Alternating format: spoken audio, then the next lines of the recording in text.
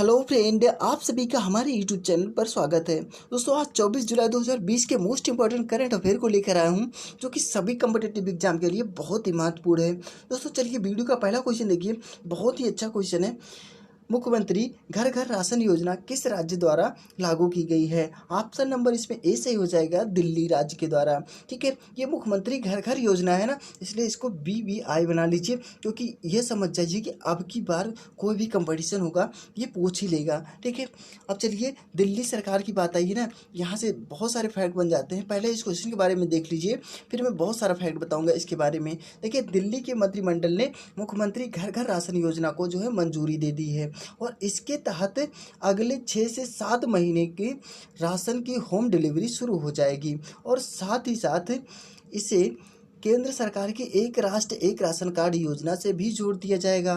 ठीक है, और इस योजना से लाभार्थियों के घर पर ही राशन पहुंचाया जाएगा, और जिसके लिए अभी उन्हें राशन की दुकानों पर जाना पड़ता है। और इस योजना से ना 2016 के PDS दुकानों के माध्यम से दिल्ली के लाखों लोगों को लाभ होगा। और वर्तमान में राष्ट्रीय सुरक्षा अधिनियम 2013 के तहत रियायती राशन प्रदान किया जाता है, और यह जो है ना नया कार्यक्रम अधिनियम के लागू को भी जोड़ देगा। ठीक है, बहुत ही अच्छा क्वेश्चन था। देखिए, दिल्ली की बात आई है ना, यहाँ से भी बहुत सारे फैक्ट बन जाते हैं। सबसे पहली बात तो ये बन जाएगा, दिल्ली का जो है पुराना नाम क्या है। एक तो सब लोग कहेंगे दिल्ली का पुराना नाम पुरानी दिल्ली है, लेकिन वो बात तो सही है, लेकिन ये तो 19वीं शताब्दी के बाद आया। लेकिन जब महाभारत महाकाव्य लिखा गया था, तो उसमें इसका साक्ष्य मिला था, दिल्ली का पुराना नाम इंद्रप्रस्थ है। ठीक है, और देखिए दिल्ली को जो है भारत की राजधानी कब बनाई गई थी, यह भी बहुत इंपॉर्टेंट क्वेश्चन बन जाता है। देखिए, यहाँ पर 2 डेट दिए रहेंगे, या तो 11 दिसंबर दिया रहेगा, या तो 12 दिसंबर दिया रहेगा 1911 को। इसकी जो है दिल्ली दरबार में जॉर्ज पंचम ने इसकी घोषणा की थी, दिल्ली राजधानी बनाने के लिए। ठीक है, और जो है उसके पहले इसको बनाने का तो उद्देश्य पूरा हो जाता, लेकिन इसको एक शहर बनाना था, तो लुटियंस ने इसका जो है बहुत भूमिका निभाई थी। ठीक है, और देखिए यहाँ से और भी क्वेश्चन पूछ सकता है। इसकी जो घोषणा हो गई थी 1911 में, लेकिन जो सार्वजनिक रूप से दिल्ली की राजधानी स्वीकार किया गया था, वो कब किया गया था? 13 फरवरी 1931 को यह सार्वजनिक रूप से दिल्ली की राजधानी बन गई। ठीक है, और दिल्ली के अब मुख्यमंत्री के बारे में देख लीजिए, अरविंद केजरीवाल जी हैं, और यहाँ के उपराज्यपाल होते हैं, यहाँ पर केंद्र शासित प्रदेश है ना दिल्ली, और इसीलिए यहाँ पर उपराज्यपाल हैं अनिल बैजल जी हैं। और देखिए यहाँ से और एक क्वेश्चन पूछ सकता है, दिल्ली किस नदी के किनारे पर बसा हुआ है? यमुना नदी के किनारे पर बसा है। ठीक है, और देखिए मैं जितने भी फैक्ट बता रहा हूँ ना, आप लोग उसको नोट करते चलिएगा, क्योंकि ये समझ जाइए कि अब कंपटीशन में ना कुछ भी पूछे दिल्ली के बारे में तो आप लोग को छोड़ना नहीं है। देखिए, यहाँ के पर्यटक स्थल है ना, एक तो इंडिया गेट है, ये बहुत सारा इंडिया गेट और गेटवे ऑफ इंडिया, इस समय बहुत सारे लोग कन्फ्यूजन रहते हैं। इंडिया गेट जो है ये दिल्ली में स्थित है, जबकि गेटवे ऑफ इंडिया ये मुंबई में स्थित है। ठीक है, लाल किला हो गया यहाँ की जो है पर्यटक स्थलों में से एक है, मानी जाती है। बहुत ही अच्छा क्वेश्चन है। चलिए अब अगला क्वेश्चन देख लेते हैं ना, ये रहा हमारा अगला क्वेश्चन। और हाँ दोस्तों, अगर वीडियो अच्छा लग रहा हो तो एक बार लाइक और शेयर जरूर कर दीजिएगा, और जो लोग हमारे चैनल पर नए हैं वो लोग हमारे चैनल को एक सब्सक्राइब कर लेंगे, और साथ ही बगल में बेल आइकन की बटन है उसे भी प्रेस कर देंगे। ये रहा हमारा अगला क्वेश्चन, बहुत ही अच्छा क्वेश्चन है। भारतीय नौसेना ने किसके साथ एक पासेक्स अभ्यास का आयोजन किया है? किसके साथ किया है यह आयोजन? ऑप्शन नंबर इसमें सी सही हो जाएगा, अमेरिकी सेना के साथ इसका आयोजन किया गया है। देखिए, अमेरिकी सेना की बात आई है, इसके बारे में देख लीजिए, बहुत सारे फैक्ट बन जाते हैं यहाँ से भी। ये रहा हमारा, इसके बारे में देख लीजिए इसका डिटेल। भारतीय नौसेना के जहाज हिंद महासागर में अंडमान और निकोबार द्वीप के पास अमेरिकी नौसेना के साथ पासिक्स अभ्यास का संचालन किया है, और यह जो है ना दोनों देशों के संयुक्त अभ्यास के दौरान नौसेना बल वायु रक्षा सहित प्रशिक्षण के लिए डिजाइन किए गए अभ्यास कर रहे हैं। ठीक है, और भारतीय नौसेना ने पासिक्स अभ्यास को उच्च समुद्र पर अंतर क्षमता में जो सुधार अवसर के रूप में उद्घाटित किया है। देखिए, इसको जो है ना यहाँ से हम बहुत सारे फैक्ट और निकाल भी सकते हैं। एक तो यहाँ पर एयर बेस पे भी इसका परीक्षण किया जा रहा है, इसका अभ्यास किया जा रहा है, और नौसेना के बेस पे भी। ठीक है, इसलिए यह क्वेश्चन बहुत इंपॉर्टेंट बन जाता है आने वाले कंपटीशन के लिए। चलिए अब इसके बारे में तो ये भी क्वेश्चन बन जाएगा ना कि जो है ये भारतीय नौसेना का जो है दिवस कब मनाया जाता है, इसको आप लोग कमेंट्स बॉक्स में लिख के बताएंगे। ठीक है, ये क्वेश्चन बहुत इंपॉर्टेंट है क्योंकि ये बहुत बार पूछा भी गया है। कमेंट्स बॉक्स में लिख के जरूर बताइएगा। ठीक है, चलिए पहले ये देख लीजिए, अगला क्वेश्चन दिया है, बहुत ही अच्छा क्वेश्चन है। डैश दिया है, एयरपोर्ट ने कोविड-19 के बीच सुरक्षित हवाई अड्डा प्रदान करने हेतु भारत की पहली पूर्णतः संपर्क रहित एयरपोर्ट कार पार्किंग की शुरुआत की है। देखिए ऑप्शन नंबर इसमें कौन सा सही हो जाएगा, ये पहली पूर्णतः संपर्क रहित एयरपोर्ट है ना, इसलिए बहुत इंपॉर्टेंट बन जाता है। ऑप्शन नंबर इसमें डी है, हैदराबाद। ठीक है, हैदराबाद की बात आई है। हैदराबाद की ये हैदराबाद जो है ना, किसकी राजधानी है, आंध्र प्रदेश की राजधानी है। और किसकी राजधानी है, आंध्र प्रदेश से। और कौन सा राज्य अलग हुआ अभी हाल ही में, तेलंगाना। ठीक है, उसकी राजधानी है। और देखिए अब यहाँ इसके बारे में देख लीजिए, मैं फिर उसके बाद इसके बारे में बताऊँगा। देखिए GMR हैदराबाद इंटरनेशनल एयरपोर्ट ने कोविड-19 के बीच सुरक्षित हवाई अड्डा प्रदान करने के लिए भारत की पहली पूर्णतः संपर्क रहित एयरपोर्ट कार पार्किंग की शुरुआत की है। देखिए ये पहली पूर्णतः संपर्क रहित एयरपोर्ट है ना, इसलिए यह बहुत इंपॉर्टेंट क्वेश्चन बना है। इसको इसीलिए आप लोग बहुत ही ध्यान से याद कीजिएगा। ठीक है, और याद रखिएगा, इसको भूलिएगा मत।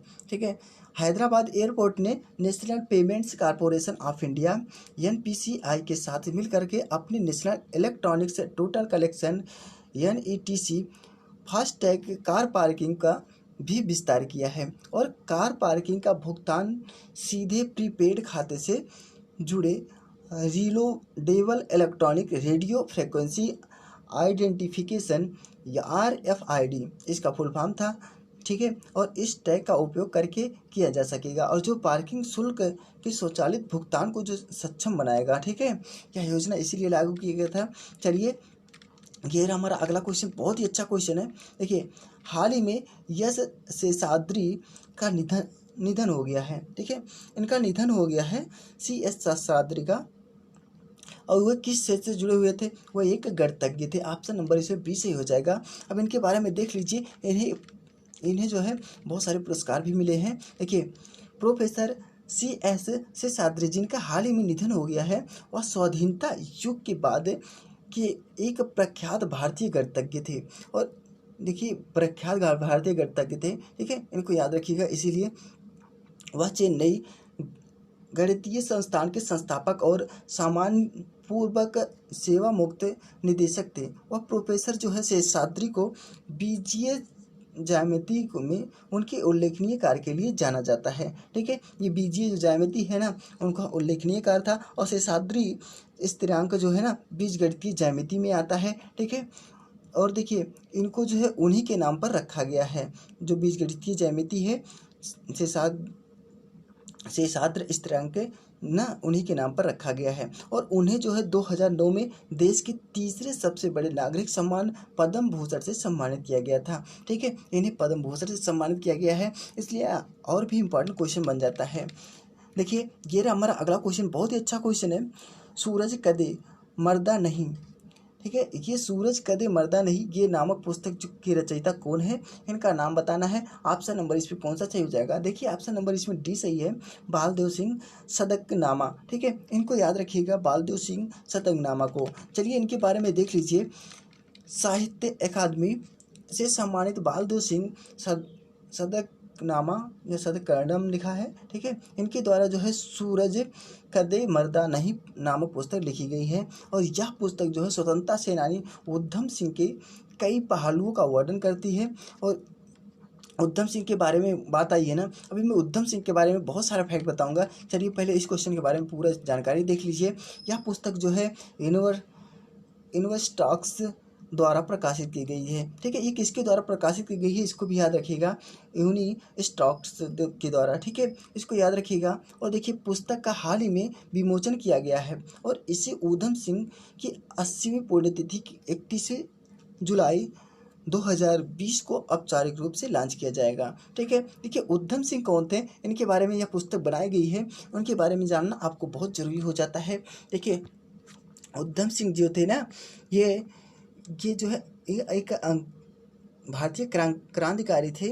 जब 1919 में जलियांवाला बाग हत्याकांड हुआ था, तो उसके ये जो है एक साक्ष्य यही थे जो इन्होंने अपने आंखों से देखा था पूरी तरीके से, किस तरीके से नरसंहार हुआ था। तो उन्होंने वहीं पर ही प्रतिज्ञा लिया था कि जिन्होंने यह कांड किया है उनको जो है मारने के लिए, ठीक है। और उधम सिंह को यह कार्य करने के लिए 21 साल लग गए, ठीक है। और उन्होंने इस कार्य को अंजाम देने के लिए इंग्लैंड चले गए और इंग्लैंड जा कर के जनरल डायर को इन्होंने मार दिया, ठीक है। यहाँ से इसीलिए यह क्वेश्चन बहुत इंपॉर्टेंट बन जाता है आने वाले कंपटीशन के लिए। उधम सिंह के बारे में आप लोग बहुत सारे फैक्ट जानेंगे। चलिए ये रहा हमारा अगला क्वेश्चन। भारत के पहले सार्वजनिक ईवी यानी कह सकते हैं जो ईवी का फुल फॉर्म है इलेक्ट्रॉनिक वाहन, ठीक है। ये चार्जिंग प्लाजा का उद्घाटन किस शहर में किया गया था, ठीक है। ये किस शहर में किया गया था? ऑप्शन नंबर इसमें कौन सा सही हो जाएगा? देखिए दिल्ली में किया गया था, ठीक है, चार्जिंग प्लाजा का उद्घाटन। चलिए इसके बारे में देख लीजिए। केंद्रीय विद्युत नवीन और नवीनकरण ऊर्जा मंत्री राज्य कुमार सिंह हैं। और देखिए ये जो है केंद्रीय मंत्री है ना, विद्युत नवीनकरण और नवीन ऊर्जा मंत्री, ये कौन है? राजकुमार सिंह हैं। इनको याद रखिएगा। इन्होंने ना दिल्ली में जेम्स फोर्ड क्लब में भारत के पहले सार्वजनिक यानी इलेक्ट्रॉनिक वाहन चार्जिंग यानी प्लाज्मा का उद्घाटन किया है। और इसका उद्देश्य जो है उपभोक्ताओं के लिए ई मोबिलिटी को परेशानी मुक्त और सुविधाजनक बनाना है। EESL यानी इसका फुल फॉर्म होता है बिजली मंत्रालय के तहत एक सार्वजनिक क्षेत्र के उपक्रम ने नई दिल्ली नगर पालिका परिषद NDMC के सहयोग से इलेक्ट्रॉनिक वाहन चार्जिंग प्लाज्मा की स्थापना की है।